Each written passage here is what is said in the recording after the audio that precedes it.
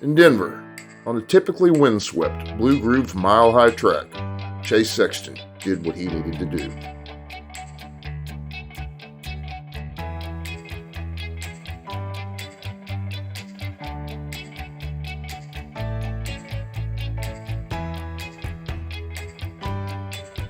As did an under-the-weather Cooper Webb.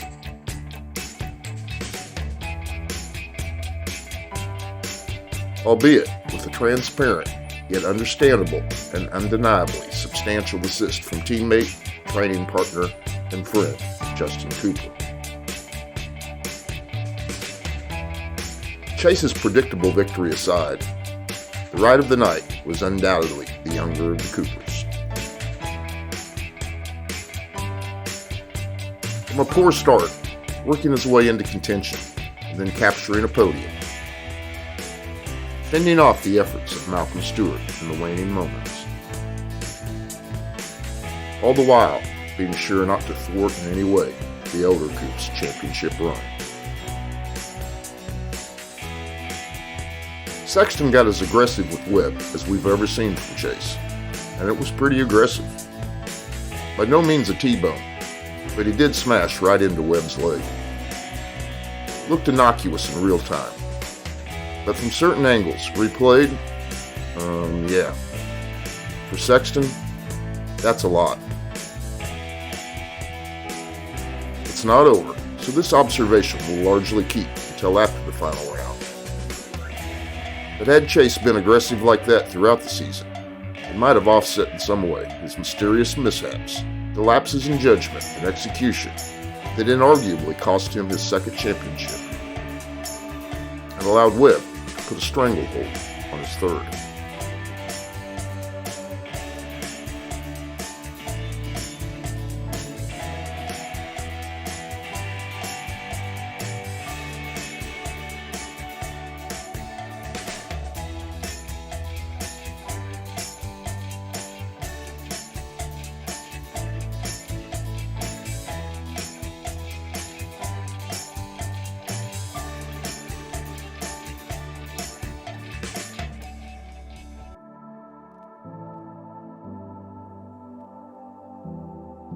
After successive weeks in stadium where the history of Supercross was scant, we roll into the finale to one of the most visited cities of the series, especially of late. Although Salt Lake didn't host its first round of Supercross until 2001, and then was left off the schedule from 2005 through 2008, and again from 2014 to 2016, the 7-round residency that wrapped up the COVID-afflicted schedule of 2020 skews the numbers a bit. The 17th and final Supercross race of 2025 will be the 24th in Rice-Eccles Stadium. 5 times it has served as the penultimate round, and 6 times the finale. The first Supercross race, held in Salt Lake City, was on April 28th, 2001.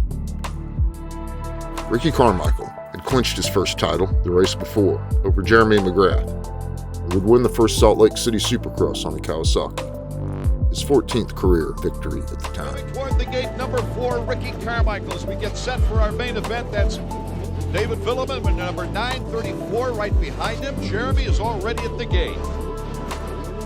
Yeah, they are. The team. These guys have been a dominant force this year.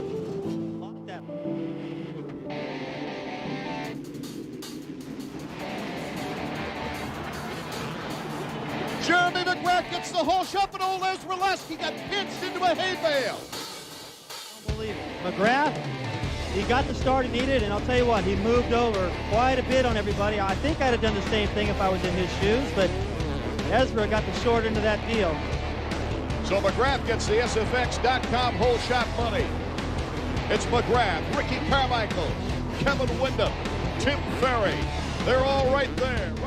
Look at the inspiring, look at McGrath, pulls his tearaway. It looks like the McGrath who we've always seen, the dominant, who's on the power. He actually pulls time on Ricky Carmichael coming out of that corner. His record is on the line. He's not going to give it up easy. Oh, they bump wheels. Windham outside. Bar to bar for second place. Ricky Carmichael accelerates by him and they go over the triple jump. Oh my goodness. McGrath's still the leader, but Carmichael is getting a battle royal for second place.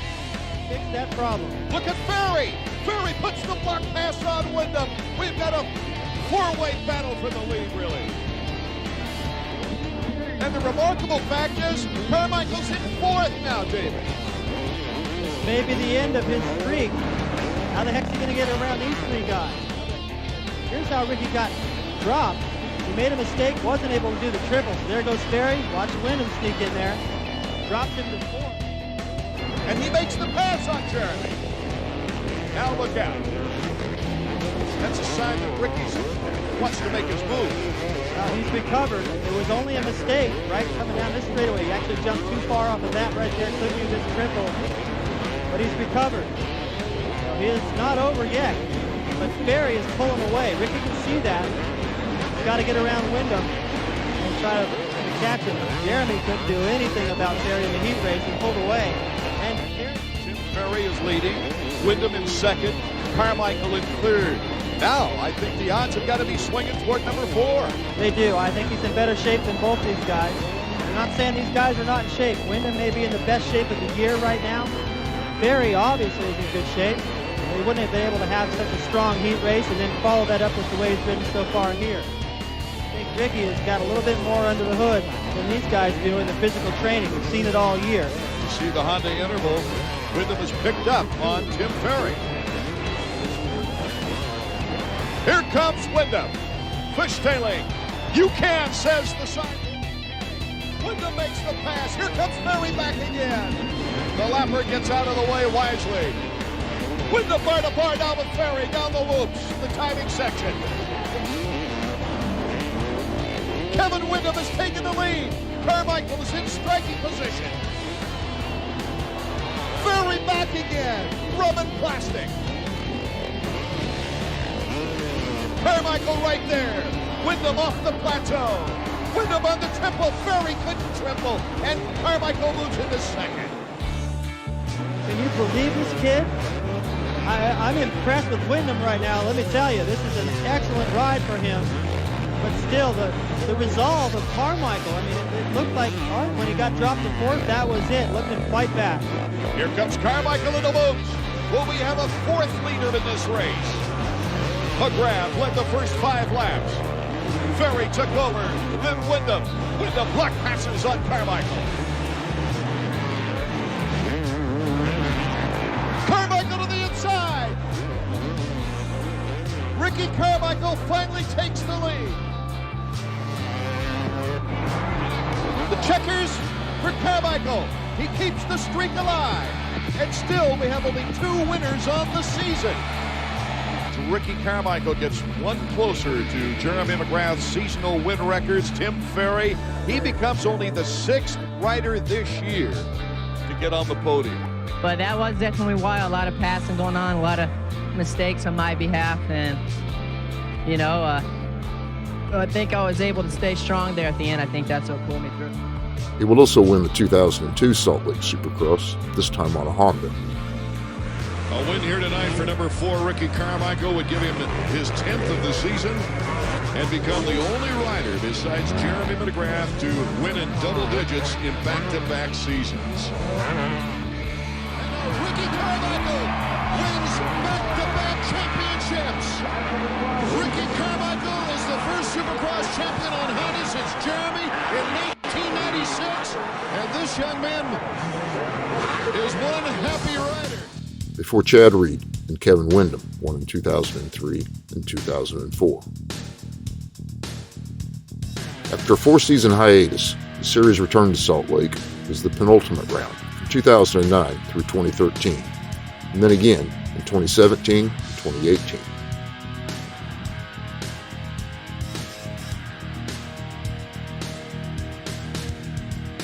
Wyndham added a second Salt Lake victory in 2010, which was to be the 18th and final Supercross win of his long and storied career. It had snowed in Salt Lake the day before, and the race was a sloppy mess. Perfect for Wyndham. It's been such a story, Jeff. When the racetrack is bad condition-wise, wet, deep ruts, Kevin Windham seems to run very well. Well, and it was both of the heat winners with Davey Millsap for him. No problems for the 14 of Kevin Windham as he laps the newly crowned AMA Supercross champion on his way to the win. All the way up to 4th place, which is unheard of in Supercross. For the 18th time in his career and back-to-back in 2010, Kevin Windham was a winner here tonight. Ryan Villapoto won the race the following year, then took his second of 2 Salt Lake wins in 2013. His 9th win of the season, clinching his 3rd title.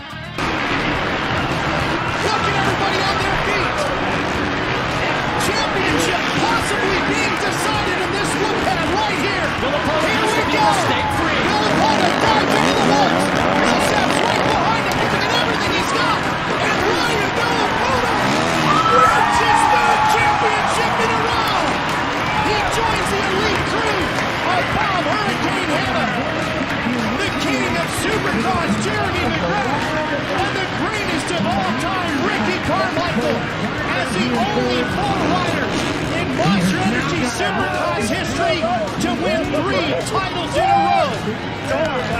They threw everything at him, and he earned it. Absolutely earned it. With a hug from his dad, Ryan Villapoto is the 2013 Monster Energy AMA Supercross FIM World Champion.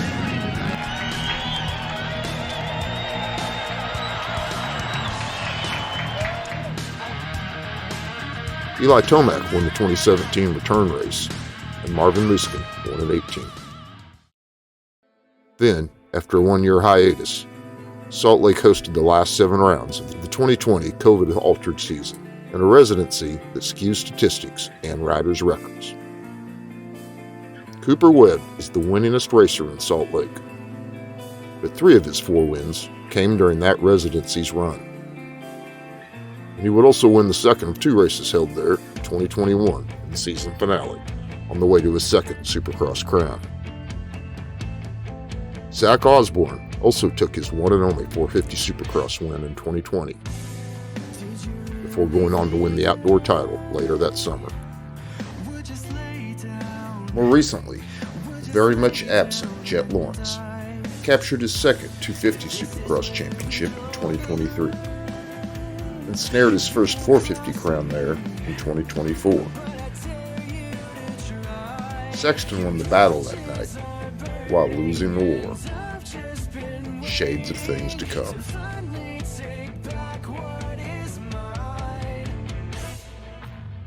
One race remains in the most important series in dirt bike racing.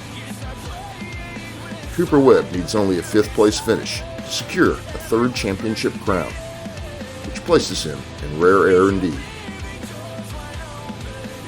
Tied with legends Bob Hanna and Jeff Stanton. Behind only the Ryans, Villapoto and Dungey, Carmichael, and Jeremy McGrath. It's less than a foregone conclusion, and anything can happen. But Webb has only one sub-top 5 finish all year, and more podiums than anyone in the field, missing the box only 3 times all season. It's hard to imagine a scenario in which Cooper Webb falters in the final round.